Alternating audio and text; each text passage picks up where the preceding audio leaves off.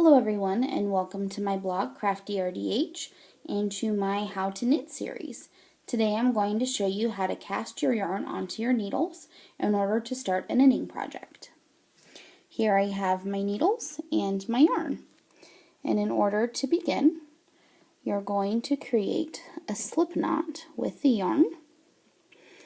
The technique that I use, I wrap it around my index and my middle finger, and I take the yarn through my two fingers and pull that, and I pull on the end of the yarn to tighten that up.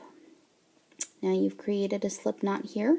I could pull on this, and if you continue to pull, the slip knot would come completely out, but instead I'm going to insert my knitting needle and pull on that end so it's nice and tight on my knitting needle. Now a little bit of knitting vocabulary for you. This end here that is not connected to anything is called the tail, and this end here that is connected to my ball back here is called my working yarn.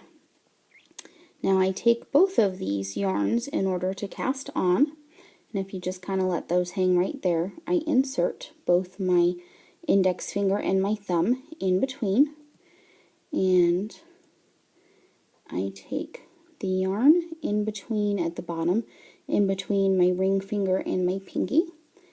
If I kind of pull this down, it creates this Y shape in between.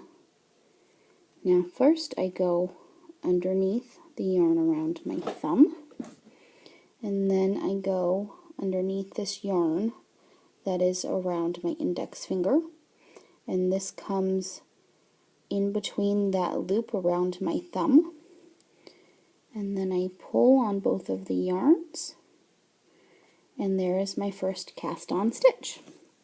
Now let's try that again. If I insert my fingers and wrap it around there, you go under the thumb and under the index through that loop and pull tight.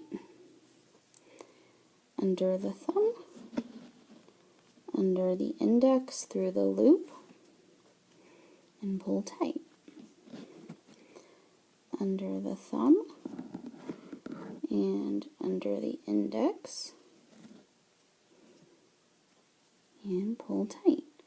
Now as you keep casting on stitches onto your needle, you can just go ahead and push these stitches back so that way you've got room for more stitches. Under the thumb and under the index through the loop and pull tight. Now you'll keep doing this until you have the desired number of stitches on your needle. So if you're doing a larger project, you're going to want to make sure that you have a lot of yarn to work with, so that way you can cast on as many stitches as you need.